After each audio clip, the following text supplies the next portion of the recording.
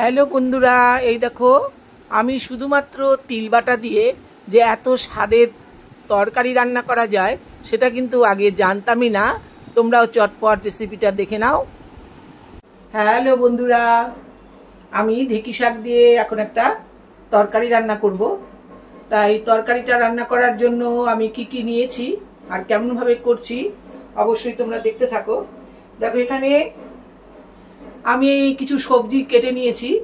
এখানে একটা মূলো আছে, আধখানা বেগুন আছে, আর একটা ছোট দেখে আলু নিয়েছি। এগুলোকে পাতলা পাতলা লম্বা লম্বা করে কেটে ধুয়ে নিয়েছি। আর এখানে এই যে এইভাবে ঢেঁকি শাকের মাথাগুলো এই যে ছিঁড়ে ছিঁড়ে নিয়েছি। এইভাবে সব ঢেঁকি শাকের মাথাগুলো ছিঁড়ে ছিঁড়ে নিয়েছি আর নরম অংশটা ছিঁড়ে নিয়েছি। এই যে এগুলো আমি ধুয়ে জলে ভিজিয়ে রেখেছি। আর এদিকে নিয়েছি 5 ফোড়ন, আর নিয়েছি একটা শুকনো লঙ্কা, খানিকটা কাঁচা তিল, আর এখানে কয়েকটা ডালের বড়ি।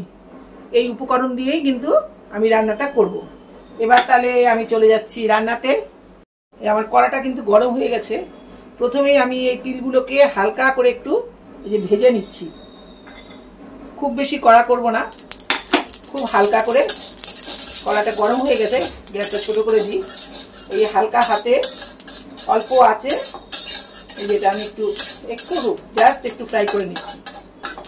তিলের সাথে তোমরা একটু সরষাও দিতে পারো, কিন্তু আমি আজকে সরষা দেবো না, খালি তিল দিয়েই করছি।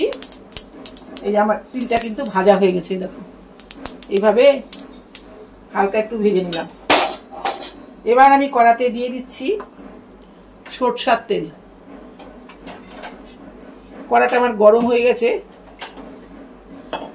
ডালের বড়িগুলো আমি ভেজে নিচ্ছি। গ্যাসটা বাড়িয়ে দিলাম। আচ্ছা, বড়িগুলো কিন্তু আমার ভাজা হয়ে গেছে। আমি বড়িটা তুলে নিয়ে এই 5 ফোড়নটা আমি তেলের মধ্যে দিয়ে দেব।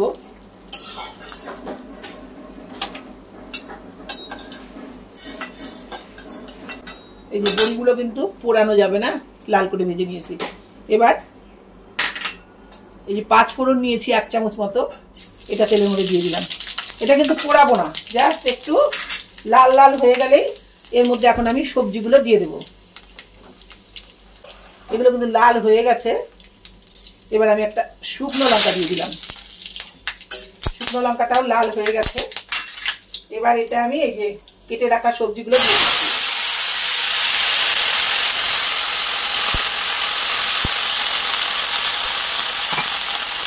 এতে আমি এখন পরিমাণ মতো হলুদ আর লবণ দিয়ে দেব। হলুদ আর লবণটা তোমরা অবশ্যই তোমাদের তরকারির পরিমাণ অনুযায়ী দেবে, কারণ তরকারিতে হলুদ এবং লবণ যদি ঠিকঠাক না হয় তাহলে কিন্তু তরকারির স্বাদটা ভালো হয় না। এইভাবেই এখন তরকারিগুলোকে আমি খানিকটা নাড়াচাড়া করে ভেজে নেব। যখন আধা ভাজা হয়ে আসবে তখন গ্যাসটাকে ছোট করে আমি ঢাকা দিয়ে দেব। এখনই কিন্তু এতে আমি কোনো প্রকার জল যোগ করব না। আমি তরকারির রঙটাকে সুন্দর করবার জন্য একটু শুকনো লঙ্কার গুঁড়ো যোগ করছি। তবে তোমরা চাইলে কিন্তু এটা কাঁচা লঙ্কা দিয়েও রান্না করতে পারো। কাঁচা লঙ্কা দিয়ে রান্না করলেই কিন্তু বেশি ভালো লাগে। দেখো, নাড়াচাড়া করতে করতেই কিন্তু তরকারিটা আমার অনেকটাই ভাজা হয়ে এসেছে। এবার কিন্তু আমি কোনো রকম জল না দিয়ে এই তরকারিগুলো আমি একটা ঢাকনা দিয়ে ঢেকে দেব, আর কিছুক্ষণ অপেক্ষা করব এই তরকারিটা একটু নরম হওয়ার জন্য। এই পর্যায়ে আমি গ্যাসটাকে একটু কমিয়ে দিচ্ছি। এই যে তিলটা যে আমি ভেজে রেখেছিলাম এটাকে আমি মিক্সিতে গুঁড়ো করে নিচ্ছি। তোমরা পাটায়ও গুঁড়ো করতে পারো। এই তিলটা বাটার সময় কিন্তু এর মধ্যে আমি 3টে লঙ্কা দিয়ে দিচ্ছি। লঙ্কার ঝালটা তোমরা দেখে দিও। আমি যেহেতু একটু শুকনো লঙ্কার গুঁড়ো দিয়েছি ওই জন্য ঝাল আমি 3টে কাঁচা লঙ্কাই দিলাম। দিয়ে এটা সামান্য একটু জল দিয়ে বেটে নেবো। দেখি, এই তিলগুলো আগে শুকনো অবস্থায় একটু ঘুরিয়ে নিয়ে তারপর জল দিও। এই যে সবজিটা কিন্তু মোটামুটি অনেকটাই নরম হয়ে এসছে। গ্যাসটাকে এবার বাড়িয়ে দিয়েছি।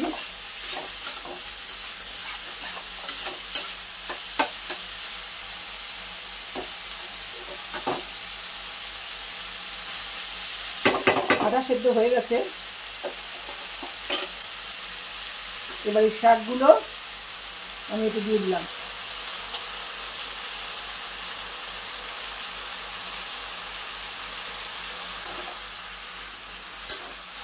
এবার কিন্তু আমি আবার মিনিট 5 জন্য ঢাকা দিয়ে দেবো। জল কিন্তু আমি এতে দেব না, কারণ শাক থেকে কিন্তু জল বেরোবে।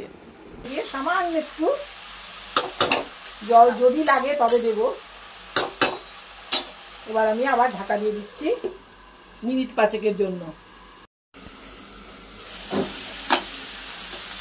এবার সবজিগুলো কিন্তু মোটামুটি হয়ে গেছে ভাজা, আলুটা সেদ্ধ হয়ে গেছে।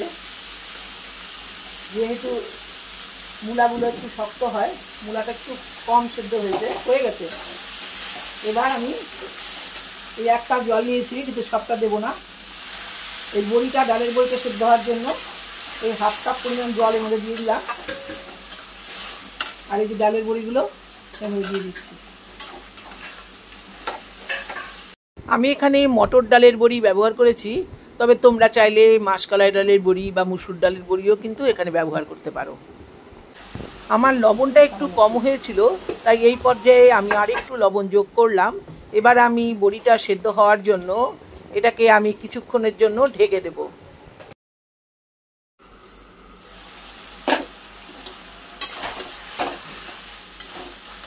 আমার বড়িগুলো খুব একটা শক্ত না, আমার বড়িগুলো কিন্তু সেদ্ধ হয়ে গেছে। এই দেখো সেদ্ধ হয়ে গেছে, দেখো। এবার আমি এই যে কাঁচা লঙ্কাগুলো দিয়ে দিলাম। এই তিলটা লঙ্কা দিয়ে আমি বেটে রেখেছিলাম। প্রথমে কিন্তু আমি শুকনো অবস্থায় ঘুরিয়ে নিয়েছি, তারপর একটু জল দিয়ে বেটে নিয়েছি। এটা দিয়ে দিলাম, আর এটা ধুয়ে আমি একটুখানি জল দেবো।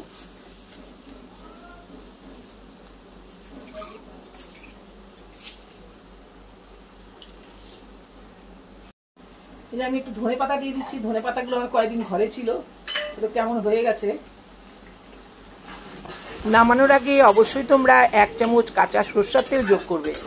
আমি এই তরকারিটা শুকনো শুকনো করেই রান্না করছি, কিন্তু তোমরা চাইলে কিন্তু এটাকে একটু রসও রাখতে পারো, তাহলে এই ঝোল দিয়েও কিন্তু ভাত মেখে খাওয়া যাবে। সেক্ষেত্রেও কিন্তু স্বাদের কোনো পরিবর্তন হবে না, খুবই ভালো লাগে। আমার যদিও আজকে আমার কোনো ঝোলের দরকার নেই, তাই আমি তরকারিটা একটু শুকনো শুকনোই করলাম। আমি এইবার স্বাদের ব্যালেন্স করার জন্য সামান্য পরিমাণ চিনি দিয়ে দিলাম, কারণ শাকের মধ্যে চিনি না দিলে ভালো লাগে না খেতে। তবে তোমরা যদি মনে করো যে চিনিটা তোমরা দেবে না, সেক্ষেত্রেও কিন্তু কোনো সমস্যা নেই। আমাদের প্রত্যেকেরই কিন্তু বর্তমানে অ্যাসিডিটি বা গ্যাসের প্রবলেম রয়েছে, কম বেশি সকলেরই। তোমরা যদি এইভাবে সরষার পরিবর্তে তিল ব্যবহার করো, তাহলে কিন্তু তোমরা সেই প্রকোপ থেকে খানিকটা হলেও রক্ষা পাবে। আর খেতেও কিন্তু ভীষণ টেস্টি হয়। তো এখন মূলগুলোও সেদ্ধ হয়ে গেছে। হ্যাঁ, এবার আমি চচ্চড়িটা একটা পাত্রে নামিয়ে নেব। হয়ে গেছে। লবণটা জানি না কেমন হয়েছে। একদম ঠিকঠাক। আমার এবার কিন্তু একেবারে রেডি। আমি এই সবজিগুলো এখন তুলে নিচ্ছি একটা পাত্রে।